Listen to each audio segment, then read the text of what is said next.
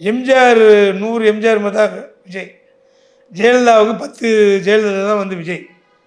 விஜயோட மனசில் என்ன இருக்குன்றதெல்லாம் யாரும் கண்டுபிடிக்க முடியாது. விஜய் வந்து அரசியல் ரீதியாகவும் அரசு நுணுக்க ரீதியாகவும் விஜய் மிகப்பெரிய ஆளுமை உள்ளவர் தான். மக்கள் இறங்கி போராடினா நாளைக்கு சென்சார் போட்டிருக்காது, சண்முகம் போட்டிருக்காது, எல்லாம் இறங்கி போராட ரெடியாக இருக்காங்க. ஒன்றுமே இல்லை. ஒரு வந்து ஜல்லிக்கட்டு மேட்டுக்கு பீச்சில் பண்ணும்போது அன்றைக்கி சண்முகம் ரொம்ப ஆடி போச்சு.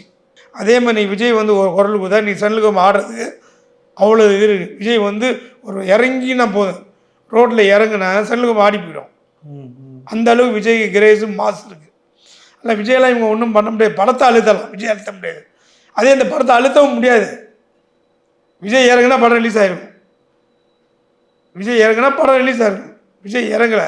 சரி, என்ன நடக்குதுன்னு பார்ப்போம். அரசியல் ஒவ்வொரு கட்டம் தானே. போன வாட்டி கரூர் மட்டும் திமுக, இந்த வாட்டி ஜனநாயக ரிலீஸு சென்ட்ரல் கவர்மெண்ட்டு.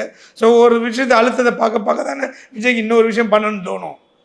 ஸோ இது வந்து இவங்க கூட அழுத்தம் தான். அந்த அழுத்தத்தினால விஜய் வந்து விஜய் படமும் சரி விஜயோட கேரியர் சரி ஒன்றும் பாதிப்பே வராது.